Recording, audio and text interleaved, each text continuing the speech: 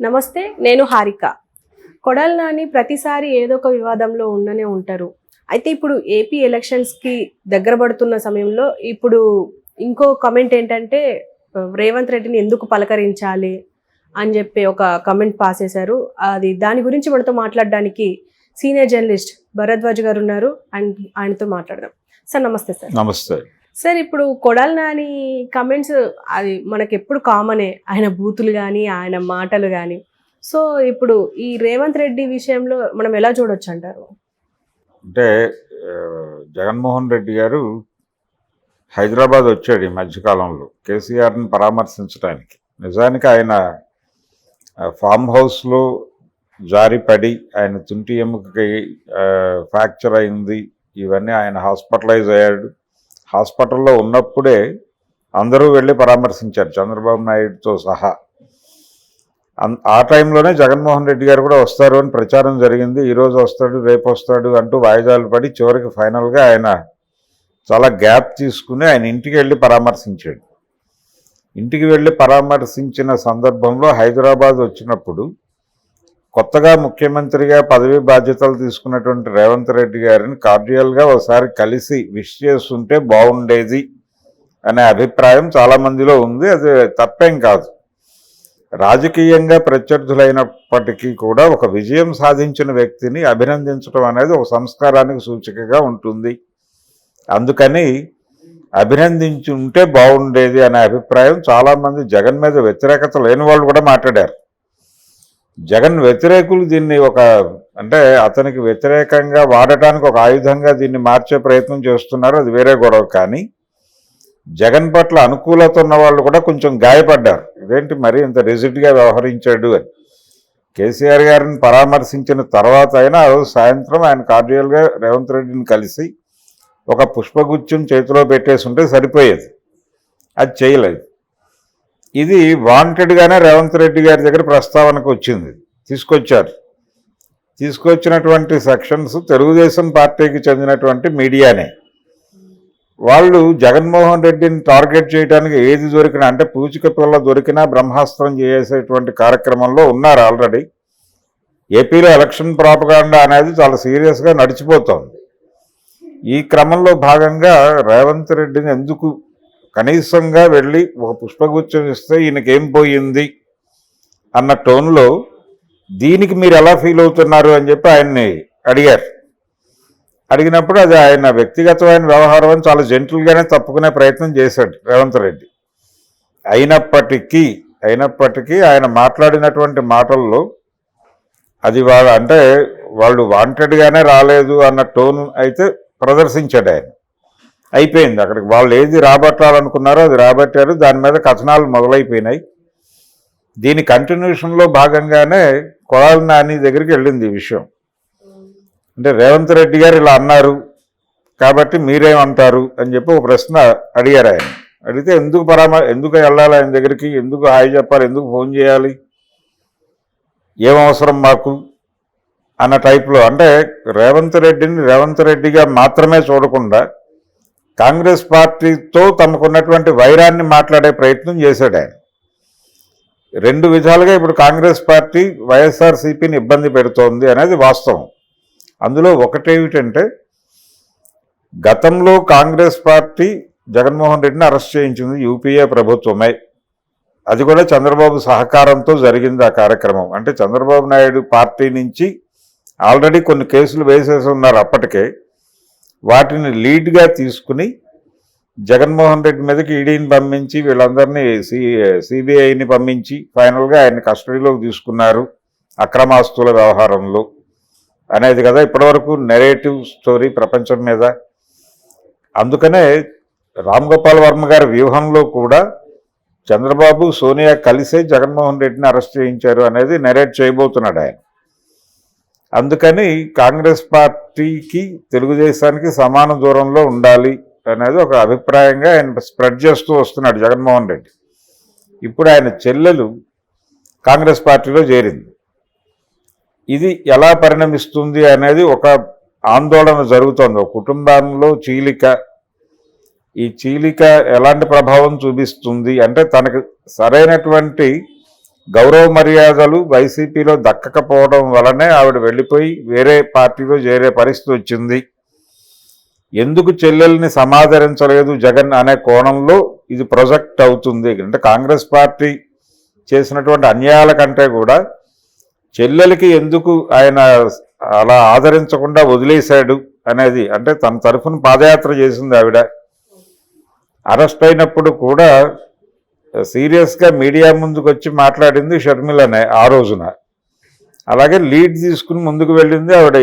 మొదటి ఎన్నికల్లో 2014 ఎన్నికల్లో వైసీపీని అధికారంలోకి తీసుకురావడానికి కృషి చేసినటువంటి నేతల్లో షర్మిల కూడా మేజర్ షేర్ ఉంది. అయితే తన కష్టానికి తగిన ప్రతిఫలం పార్టీ నుంచి దక్కలేదు అనేటువంటి ఒక ఇబ్బంది ఆవిడ ఫేస్ చేసింది. ఇప్పటికే ఆ ఫీలింగ్ ఉంది ఆవిడకి, ఆ అనుభూతి ఉంది. అందువలన ఈ గ్యాప్ మొదలైంది అనేది అందరికీ తెలిసిన గొడవే. తర్వాత ఆవిడ తెలంగాణకు వచ్చేసింది, ఫైనల్గా పార్టీని కాంగ్రెస్ పార్టీలో విలీనం చేసింది. ఇప్పుడు ఏపీలో ఆవిడ ఏపీ రాజకీయాల్లో కాంగ్రెస్ పార్టీ తరఫున క్రియాశీలక పాత్ర పోషించబోతోంది అనేది ఉన్నది. ఇంకా పిసిసి పగ్గాలు ఆవిడకి అప్పచెప్తున్నట్టుగా వార్తలేం రాలేదు, కానీ ఆల్మోస్ట్ అయిపోయింది, ఆవిడే బాధ్యతలు చేపట్టబోతున్నారు అని అయితే చాలామంది మాట్లాడేస్తున్నారు. ఈ పరిస్థితుల్లో కాంగ్రెస్ పార్టీ పుంజుకుంటుంది. రెండోది, తెలంగాణలో కాంగ్రెస్ పార్టీ గెలుపు ఆంధ్రాలో కాంగ్రెస్ పార్టీలో కొంత శక్తిని నింపింది అనేది వాస్తవం. అక్కడ సెలబ్రేట్ చేసుకున్నారు. ఇప్పుడు కాంగ్రెస్ పార్టీ తరపున అక్కడ అభ్యర్థుల్ని నిలబెట్టి క్యాంపెయిన్ చేయాలనుకుంటోంది కాంగ్రెస్ పార్టీ. ఆ క్యాంపెయిన్కి రేవంత్ రెడ్డి, శివకుమార్ వీళ్ళిద్దరూ లీడ్ చేయబోతున్నారు.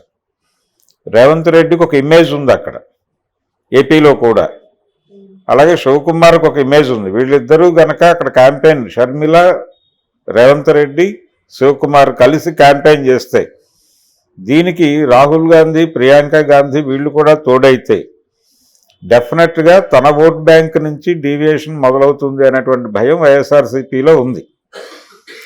ఈ భయాలు ఇప్పుడు వాళ్ళని కాంగ్రెస్ పార్టీని శత్రువుగా చూడటం, అంటే తెలుగుదేశం పార్టీని శత్రువుగా చూడటం అనే దానికంటే కూడా కాంగ్రెస్ పార్టీ వలన ఎక్కువ ప్రమాదం జరిగే అవకాశం ఉంది అనేది ఇప్పుడు వాళ్ళు ఫీల్ అవుతున్నారు.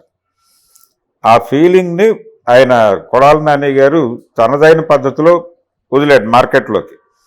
ఎందుకు పలకరించాలి అంటే రేవంత్ రెడ్డిని సీరియస్గానే శత్రువుగా చూస్తున్నారు అనేది అర్థమైపోయింది. రెండోది, ఆయన ఇంటర్వ్యూలో రేవంత్ రెడ్డి చాలా క్లియర్గా చెప్పాడు, అవును షర్మిల గారు పార్టీ పగ్గాలు స్వీకరిస్తే ఆవిడ తీసుకున్నా ఇంకెవరు తీసుకున్నా కానీ పక్క రాష్ట్రంలో పార్టీ కోసం మేము పనిచేయాలి కదా, మేము వెళ్ళి అక్కడ ప్రచారం చేస్తాం కదా అని చెప్పాడు ఆయన స్పష్టంగా. ఇది ఇంకొంచెం హర్టింగ్గా అనిపిస్తోంది వాళ్ళకి. అందుకని శివకుమారు, రేవంత్ రెడ్డి, రాహుల్ గాంధీ, షర్మిల, ప్రియాంక గాంధీ, సోనియా గాంధీ వీళ్ళందరూ కాన్సన్ట్రేట్ చేసి, రెండోది ఇంకొక వార్త ఏంటంటే కొన్ని సీట్లలో కాంగ్రెస్ పార్టీయే సీరియస్గా పోటీ ఇచ్చే అవకాశం ఉంది వైసీపీకి అని. ఆ స్థానాల్లో తెలుగుదేశం పార్టీ కూడా పక్కకు తప్పుకోవటానికి సిద్ధంగా ఉంది అని.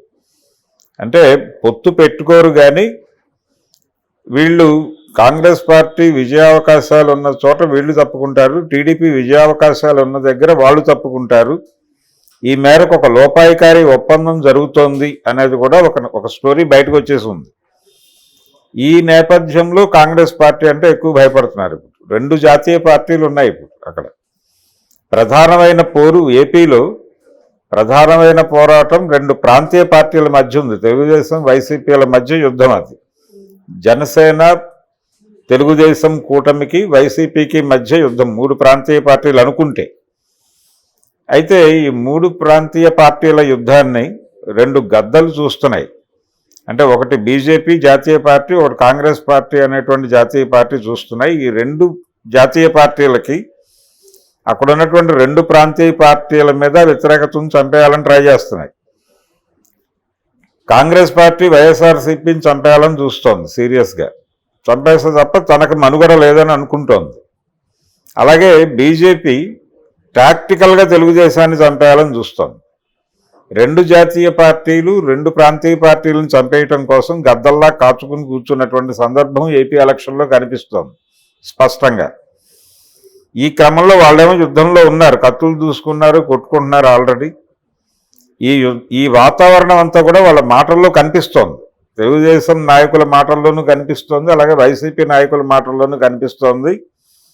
కాంగ్రెస్ పార్టీ గురించి గతంలో మాట్లాడటానికి అంటే టాపిక్ కూడా లేదు. లాస్ట్ ఎలక్షన్లో కాంగ్రెస్ పార్టీ గురించి ఎవడు మాట్లాడలేదు.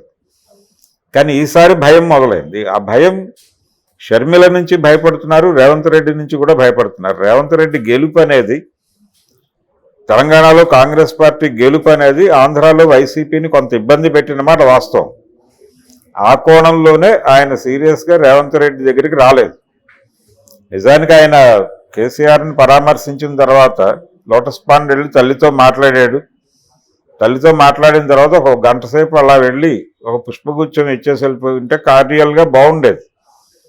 ఎంత శత్రుత్వం ఉన్నప్పటికీ ఈవెన్ మోడీ లాంటి వాడు కూడా రేపు పొద్దున రాహుల్ గాంధీ ప్రధానమంత్రి అయితే డెఫినెట్గా వెళ్ళి పుష్పగుచ్చం ఇస్తాడు. అది వాజ్పేయి ప్రధానమంత్రి అయినటువంటి అకేషన్కి కాంగ్రెస్ పార్టీ నుంచి నరసింహారావు గారు వీళ్ళందరూ హాజరయ్యారు. ఎటువంటి మొహమాటము ఇబ్బంది లేకుండా అది జస్ట్ ఉరికినే కార్డియల్గా ఒక రిలేషన్ మెయింటైన్ చేయడం కోసం చేసే పనే. అది కూడా చేయడానికి ఆయన ఇష్టపడాల. జగన్మోహన్ రెడ్డి ఇష్టపడకపోవటం అనేది వాళ్ళ ఆగ్రహాన్ని తెలియజేస్తోంది.